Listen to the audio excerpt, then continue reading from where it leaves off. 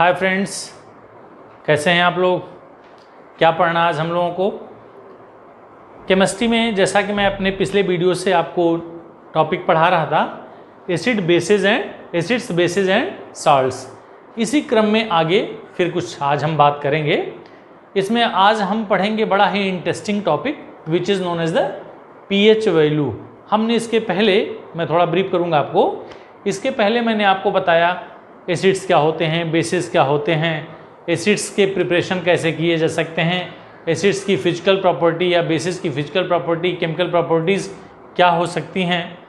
तो इस तरह से हमने ये सारे टॉपिक कवर कर लिए। अब हमको पढ़ना है नया टॉपिक पीएच वैल्यू। नया टॉपिक पढ़ाने से पहले मैं आपसे कहना चाहता हूँ, अगर आपको लग रहा है कि ये वीडियो आपके लिए बेनिफिशियल है, और definitely it is beneficial for you, then please don't forget to like, subscribe and share. Okay, तो ये जान लीजिए कि अगर आपको ये वीडियो आपके लिए बेनिफिशियल लग रहा है, आपको अच्छा लग रहा है, तो ज़रूर उसको सब्सक्राइब करें, लाइक करें, शेयर करें, कमेंट करें, जिससे आप तक और भी अच्छे कंटेंट पहुंचते रहें। Thank you. तो अब हम बात करेंगे पीएच वैल्यू की। सबसे पहले हम बात करेंगे पीएच। जनरली हम बहुत से बच्चों से, बहुत से बुक्स में ये देखने को पाते हैं कि पीएच का मतलब सीधे सीधे लोग कहते हैं P for power, H for hydrogen, power of hydrogen. But the pH means होता है in the French, it is the French word पुइसेंस of hydrogen. Try to understand, pH को क्या कहते हैं?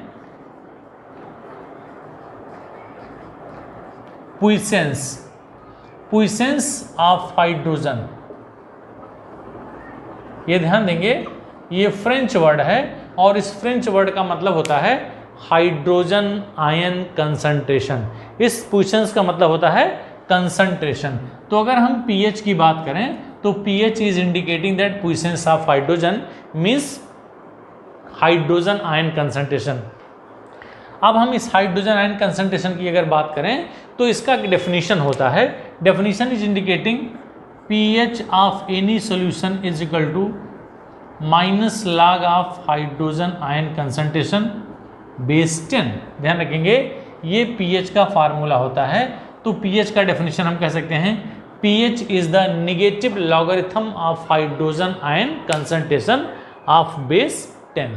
PH is the negative logarithm of base 10 of hydrogen ion concentration. तो ये hydrogen ion concentration क्या होता है हम ये जानते हैं। अगर हम किसी भी सोल्यूशन की बात करें तो सॉल्यूशन या तो एसिडिक होगा, सॉल्यूशन या तो बेसिक होगा, सॉल्यूशन या तो न्यूट्रल होगा। अगर हम बात करें इस एच आयन की बात इसलिए कर रहे हैं क्योंकि अगर हम वाटर की बात करते हैं, वाटर जो होता है वो न्यूट्रल होता है। न्यूट्रल का सेंस हो गया नीदर एसिडिक नॉर बेसिक। क्यों न्यूट्रल होता है? क्योंकि इसका जो कंसंट्रेशन होता है, इसका जो पीएच होता है, pH of water should be 7। जिस भी सॉल्यूशन का पीएच 7 होगा, वो केवल जरूरी नहीं है केवल और केवल वाटर हो, कोई भी ऐसा सॉल्यूशन हो, जो साल्ट्स होते हैं जनरली न्यूट्रल साल्ट्स, उनके पीएच 7 होते हैं। तो पीएच 7 उसी का होगा जो न्यूट्रल नेचर का होगा। तो अगर हम इस pH is equal to minus log of H ion की बात करते हैं, तो अगर हम वाटर की बात करते हैं, हमने अगर वाटर की बात करी तो ये वाटर किस में कन्वर्ट होगा? एच आयन और ओ एच आयन में। अगर ये एच आयन और ओ एच आयन इक्वल है, यानी कंसंट्रेशन ऑफ एच आयन और concentration of O H ion, this is equal to 1 into 10⁻⁷ m। m means molarity. ध्यान देंगे, विच यूनिट इज मोल पर लीटर। तो ये एच आयन और ओ एच आयन की जो वैल्यू होती है वो 1 इंटू 10⁻⁷, यानी चाहे इसकी वैल्यू कहें या तो इसकी वैल्यू कहें, दोनों की वैल्यू सेम होती है। अब इस वैल्यू को अगर हम यहाँ पुट करें, P H is equal to minus log 10⁻⁷, तो जब log 10⁻⁷ करेंगे तो -7 पहले आ गया, -7 into minus is equal to 7 plus 7 log 10, और log 10 की वैल्यू 1 होती है। तो इस तरह से the P H should be equal to 7। अब अगर हम इन दोनों की बात करते हैं, एक नया टर्म आता है जिसे कहते हैं KW, which is known as the ionic product. Of water, ये क्या होता है, वाटर का आयनिक प्रोडक्ट होता है। अब हम ये जानेंगे कि वाटर का आयनिक प्रोडक्ट कैसे होगा। तो अगर हमको वाटर का आयनिक प्रोडक्ट निकालना है तो इसको ज़रा देखें, नीचे जगह नहीं है, इसलिए हम लिखते हैं KW is equal to ionic product means concentration of H ion into concentration of OH ion. इसकी वैल्यू आपने देखा 10⁻⁻7 और इसकी वैल्यू होगी 10⁻⁷, तो इट इज इक्वल टू 10⁻14। तो जो KW की वैल्यू है उस KW की वैल्यू आती है 10⁻14 and this KW is known as the ionic product of water. इसको बताना इसलिए ज़रूरी था कि हमारे पास जो क्वेश्चंस में दिया रहेगा pH निकालने के लिए, या तो हाइड्रोजन आयन कंसंट्रेशन दिया रहेगा या तो OH आयन कंसंट्रेशन दिया रहेगा। तो अगर H आयन कंसंट्रेशन दिया है तो वेरी गुड, सीधे हम इसमें वैल्यू पुट कर देंगे pH equal to minus log of H ion. जैसे मान लीजिए किसी भी सब्सटेंस का जो pH दिया गया है, यानी कि हाइड्रोजन आयन कंसंट्रेशन मान लीजिए कोई भी लिक्विड है, उसका H आयन दिया है 10⁻6 m। तो अगर हम इसके लिए pH की वैल्यू फाइंड करें तो क्या हो जाएगा, pH is equal to minus log 10⁻6, जो वैल्यू दी गई है H आयन की जगह लिखेंगे 10⁻6, तो इसकी वैल्यू हो जाएगी +6 log 10 base 10 which is equal to +6। तो जो pH की वैल्यू आ गई बेटा, वो pH इज इक्वल टू आ गया 6, ध्यान रखेंगे।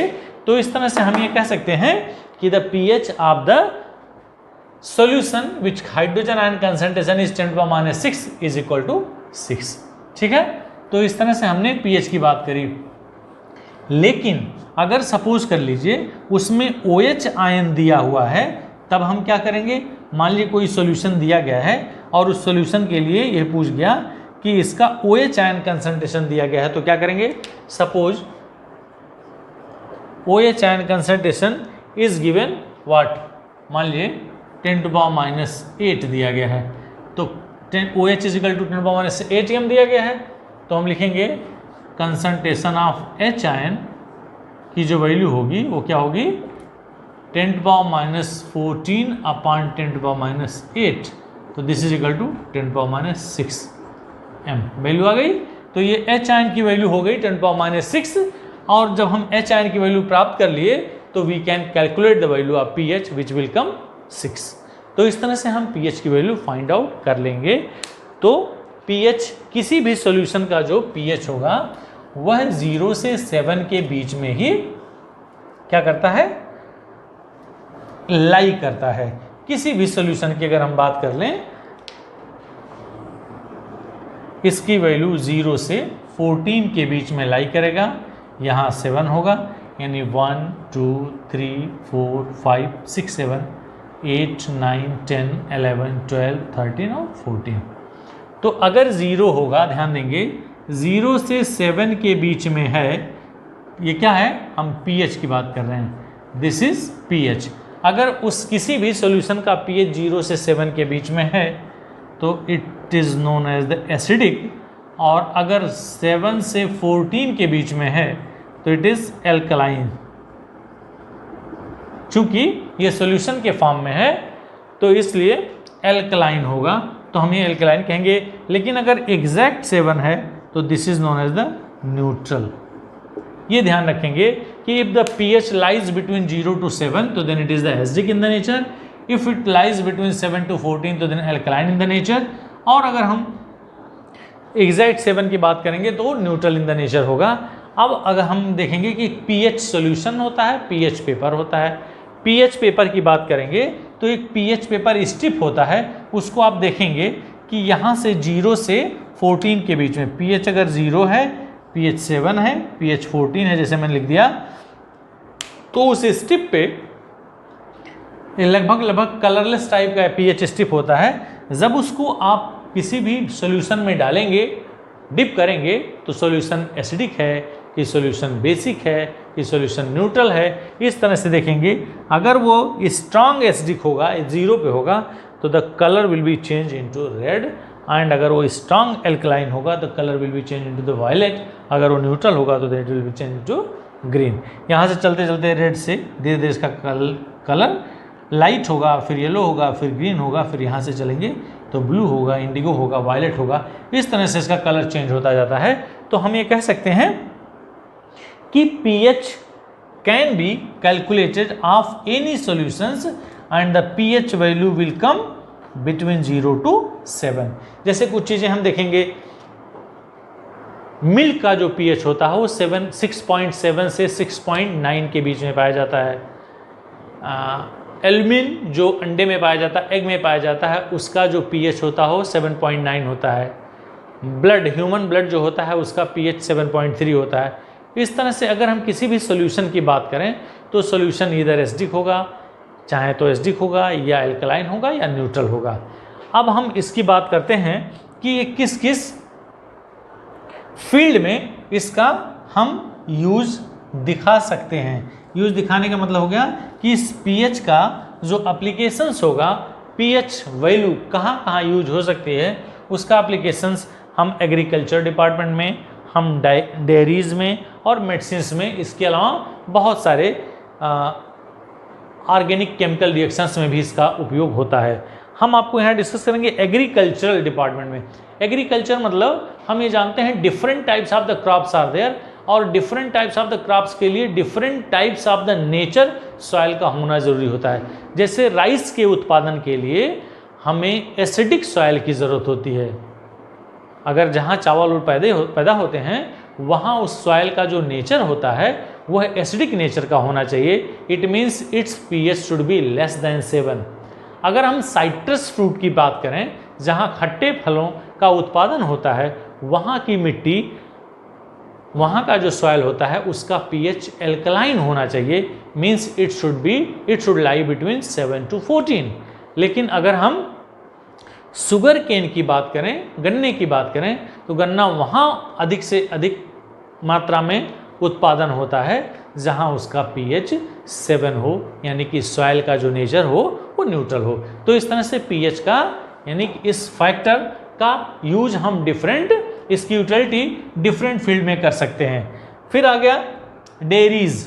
डेयरीज में हम करेंगे pH of the milk is lying between 6.7 to 6.9। ये ध्यान रखेंगे, 6.7 से 6.9 के बीच में ये लाई करता है। ये मिल्क का pH होता है। अब अगर हमको इसका pH नहीं पता हो तो अगर ये देखेंगे कि दूध कुछ देर रखने पर खट्टा होने लग रहा है, it means its acidic character is going to increase. यानी कि हमने यहाँ बताया कि जैसे जैसे 7 से कम होगा, 7 से नीचे जैसे जैसे वैल्यू आएगी, उसके एसिडिक कैरेक्टर बढ़ने लगेंगे, यानी कि वो स्ट्रांग एसिड की तरफ। जिसकी वैल्यू जितनी ही कम होगी वो उतना ही ज़्यादा एसिडिक होगा। अगर 0 से 7 के बीच में है, अगर 1 है और 4 है, तो 1 और 4 में 1 is more acidic, 4 is less acidic. लेकिन अगर 0 से 7 के बीच में एल्कलाइन नेचर है, तो जिसकी वैल्यू जितना ही ज़्यादा होगा उतना ही ज़्यादा स्ट्रांग एल्कलाइन होगा। तो हमने आपको बताया 6.7 से 6.9, अगर इसका यानी कि मिल्क का pH कम हो रहा है तो उसका स्वाद खट्टा होगा, सॉर होगा, because its acidic character is going to be increased. अब आगे चलते हैं मेडिसिन में। आजकल हम बहुत सारे ब्लड सैंपल्स पैथोलॉजी में दे करके आते हैं, हमारे ब्लड में क्या क्या कैसे उसका डिटेक्शन होता है, different types of the diseases और different types of the we can say the ingredient or the components which are found into the bloods, they can be determined on the basis of the pH value in the laboratories। तो इस तरह से medical field में भी इसका बहुत use होता है। तो it is all about the pH values। I hope you understood what is the pH value। तो हम ये कह सकते हैं pH means hydrogen ion concentration and it's value will lie between 0 to 7। ठीक है, किसी भी सॉल्यूशन का हम pH वैल्यू फाइंड कर सकते हैं। अब इसके आगे चलते हैं हम इंडिकेटर्स, जो मैं यहाँ लिखा हूँ इंडिकेटर्स। इंडिकेटर्स का मतलब होता है they are generally organic weak acids are bases. ध्यान देंगे, weak acid are weak organic acids are weak organic bases are known as the indicators. जो आप हायर क्लासेस में पढ़ेंगे क्या क्या होता है, बहुत सारे इंडिकेटर्स होते हैं। लिटमस होता है, पीएच पेपर होता है, लिटमस सॉल्यूशन होता है, मेथाइल ऑरेंज होता है, फिनाथफलिन होता है, मेनी मोर आर देयर। तो इस इंडिकेटर को बेटा हम दो पार्ट में डिवाइड कर सकते हैं। एक होता है कॉमन एसिड बेस इंडिकेटर्स और दूसरा होता है यूनिवर्सल इंडिकेटर्स। अगर हम इस कॉमन एसिड बेस इंडिकेटर की बात करें तो लिटमस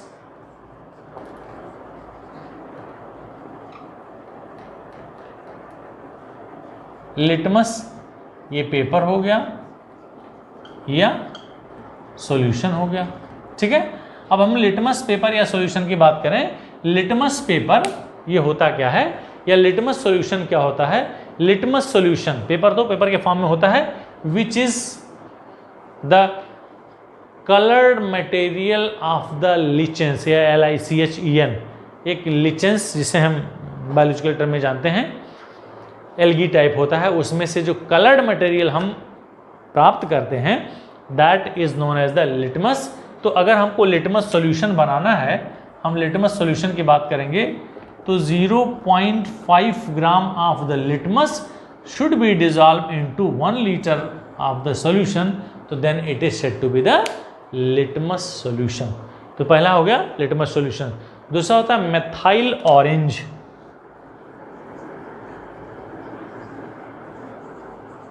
ठीक है। ये मेथाइल ऑरेंज एक तरह का इंडिकेटर होगा जो एसिडिक सॉल्यूशन में, बेसिक सॉल्यूशन में और न्यूट्रल सॉल्यूशन में अलग अलग नेचर शो करेगा।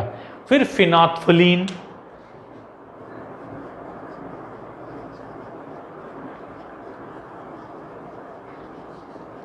ये phenolphthalein it is also a indicator which will show the different characteristics into the acidic medium और in the alkaline medium as well as in the neutral medium. तो these are the common acid base indicators. अब हम बात करेंगे universal indicators की, जो pH paper या pH solution. PH paper मैंने आपको बताया एक ऐसे स्ट्रिप टाइप होता है, वो लगभग थोड़ा सा एल्विस कलर का होता है, हम उसको कलरलेस मान लेते हैं, एल्विस कलर का होगा। अगर किसी सॉल्यूशन में हमने किसी कंटेनर में कोई सॉल्यूशन लिया हुआ है and we don't know the nature of that solution, हम जैसे ही उसमें डिप करेंगे तो उस लगभग कलरलेस पीएच पेपर का कलर चेंज हो जाता है और it will convert into the different colour, जो मैंने नीचे बताया था, रेड बनाया था, ग्रीन बनाया था, वायलेट बनाया था, तो डिफरेंट कलर का होता है। और उस स्ट्रिप के ऊपर एक एग्जाम्पल वाला स्ट्रिप दिया रहता है जिसमें कलर दिए रहते हैं। उस कलर के बेस पे हम ये कह सकते हैं कि the given solution is acidic in the nature और basic in the nature, alkaline in the nature और न्यूट्रल इन द नेचर। तो इसी को कहते हैं यूनिवर्सल पीएच पेपर। और अगर उसी पीएच के ही सॉल्यूशन को हम बना दें या जो सॉल्यूशन फॉर्म में होता है that is known as the pH solution. जैसे अब हम कलर चेंज करेंगे, इंडिकेटर्स ले लिया हमने बहुत सारा जो आपके सिलेबस में है। जब आप क्लास 11-12 में जाओगे तो आपको और भी इंडिकेटर्स देखने को मिलेंगे, इसके फार्मूले, इसका मैकेनिज्म देखने को मिलेगा, लेकिन यहाँ खाली आपको कुछ सेलेक्टेड इंडिकेटर्स के बारे में जानना है। हमने यहाँ लिखा लिटमस, जो यहाँ लिखा था लिटमस पेपर हो या लिटमस सॉल्यूशन हो। Methyl orange, it is not MD, it is MO, methyl orange, ठीक है ना। फिनाथफलिन, तो हमने इसमें न्यूट्रल में कलर देखा, एसिडिक में देखा, alkaline. What is the mean of this? अगर लिटमस पेपर है या लिटमस सॉल्यूशन है, न्यूट्रल मीडियम का कोई सॉल्यूशन है, तो ये पर्पल कलर में चेंज हो जाएगा। लिटमस पेपर ले लिया, न्यूट्रल सॉल्यूशन में डिप किया, तो litmus paper will be change into purple colour. Litmus solution ले लिया, तो वह जब आप न्यूट्रल सॉल्यूशन में डालेंगे तो किस कलर का चेंज हो जाएगा? पर्पल कलर का। इसी तरह से अगर एसिडिक मीडियम में यह लिटमस सॉल्यूशन डालेंगे तो रेड कलर हो जाएगा, और अगर एल्कलाइन में डालेंगे तो ये क्या हो जाएगा? ब्लू कलर में चेंज हो जाएगा। Methyl orange will be orange into the neutral medium, it will change the colour to the pink into the acidic medium, और एल्कलाइन मीडियम में इसका कलर येलो हो जाएगा। और फिनाथफलिन, ये क्या होगा? जब आप क्लास 11th में जाएंगे तो आप लेबोरेटरी में बहुत सारे एक्सपेरिमेंट करेंगे जहाँ इसका यूज़ आपको देखने को मिलेगा। मैजिक मतलब आपको ऐसा चीज़ देखने को मिलेगा कि अगर आपने टाइट्रेशन जब आप करेंगे तो टाइट्रेशन में आप एक मेजरिंग फ्लास्क में सपोज कर लिए कोई सॉल्यूशन ले लिया, फिर अमोनियम सल्फेट का सॉल्यूशन ले लिया, ऑक्जेलिक एसिड का सॉल्यूशन ले लिया, किसी भी सब्सटेंस का सॉल्यूशन ले लिया। अगर वो एसिडिक है कि बेसिक है कि न्यूट्रल है आपको नहीं पता है कि उसका नेचर क्या है, आपको सॉल्यूशन बना के दे दिया गया और ऊपर से जब आप एक दो बूंद आप उसमें इंडिकेटर मिलाएंगे तो इंडिकेटर मिलाने पे क्या होगा, उसका कलर चेंज हो जाएगा। मान लीजिए आपको फिनाल्फिलिन दे दिया गया और आपने उसमें मिलाया तो कलरलेस, मतलब आपने उस फिनाल्फिलिन को मिलाया, phenolphthalein is colourless in the nature. जब आप उसको मिलाएंगे तो उसका कोई कलर ना चेंज हुआ तो समझ जाएंगे सॉल्यूशन इज एसिडिक। एंड अगर उसका कलर 2 ही ड्रॉप मिलाने पे पिंक में कन्वर्ट हो जाता है, colourless is going to change into the pink one, तो then we can say the solution is alkaline in the nature. तो इस तरह से हमें कह सकते हैं लिटमस का ये कलर होगा, मेथाइल ऑरेंज का ये कलर होगा और फिनाल्फिलिन के ये सारे कलर होंगे। तो इस तरह से it is known as the colour changes. अब इस कलर चेंजेस पे मैं आपको फिर से ब्रीफ करूंगा कि पीएच जो होता है, पीएच किसी भी सॉल्यूशन का, कभी कभी हम देखते हैं हमारे ब्लड का जो पीएच होता है वो क्या होता है, अभी मैं आपको बताया था 7.3, the human blood pH is 7.3। इसका मतलब हो गया इसका बेसिक कैरेक्टर। हमने आपको बताया था कि एसिड का जो टेस्ट होता है वो सार होता है और जो बेस होता है वो या एल्कलाइन होता है वो बिटर टाइप का होता है। तो इस तरह से हमने अगर मिल्क का एग्जाम्पल लिया, हमने अगर ब्लड का एग्जाम्पल लिया तो ब्लड का जो टेस्ट होगा वो एल्कलाइन नेचर का होगा, इसलिए वो थोड़ा सा बिटर टेस्ट शो करेगा। और अगर हम एसिडिक मीडियम की बात करें, इसीलिए कहा जाता है कि जो मिल्क होता है वो लेस मीन्स लीस्ट एसिडिक होता है, 6.9, 6.7 विच इज नियर अबाउट 7। अगर 7 हो जाता तो we can say it is 100% या pure neutral, but its pH is 6.7 to 6.9, तो therefore it is least acidic. तो उसमें जो एसिड पाया जाएगा या जो कंपोनेंट पाया जाएगा दैट इज लीस्ट एसिडिक। तो it is all about the indicators as well as the pH value. तो इसमें आज हमने पढ़ा एसिड बेस और साल्ट में pH value and indicators and its uses into the different field. अब हम अगले वीडियो में नया चीज़ पढ़ेंगे। हमने एसिड खत्म कर लिया, हमने बेस खत्म कर लिया, अब हम नए वीडियो में salts, different types of the salts और उसके प्रिपरेशन और प्रॉपर्टीज़ के बारे में पढ़ेंगे। Thank you so much for watching.